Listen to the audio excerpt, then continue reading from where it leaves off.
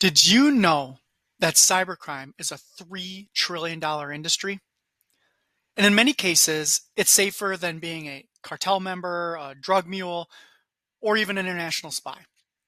Entire nation states are using cybercrime dollars to fund their entire nuclear missile program. How did we get here?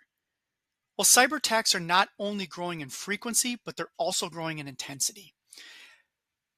What cyber criminals are able to do now is do multiple attacks against small to medium-sized businesses in which used to have to be one at a time.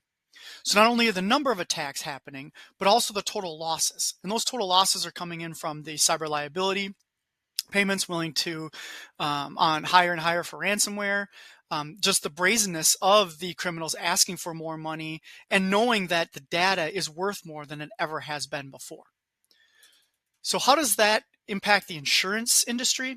Well, insurance agencies up to this point are now one of the most attacked businesses out there.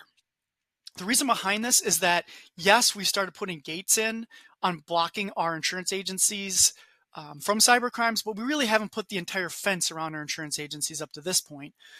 We're also known as being slow to change as an industry. So although we've been making some strides towards putting in the right technology, we have not yet got into the technology that can help us with more complex attacks and more frequent attacks.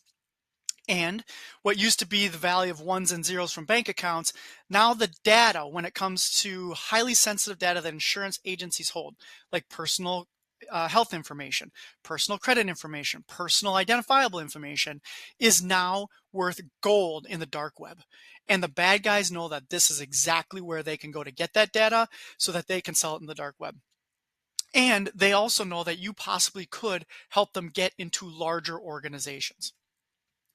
But at the end of the day, really why bad guys are going after insurance agencies is because it's all about the Benjamins. They know this is where the money is. They know that they can get their greatest return on investment for their time by going after the insurance industry. So I want you to sit and ask yourself, is my agency at least have a gate up and we're starting to build the fence? Have we put a few things in, but we've been quite slow to change in adapting to some of these technologies and systems here to help protect my agency? And how much data am I really responsible for? And am I being relentless in protecting my customers and my company's data from a cybercrime? As you start to reflect on those, start to think about how you can start positioning your insurance agency as a way to get ahead of the game instead of becoming a victim of one of these cybercrimes.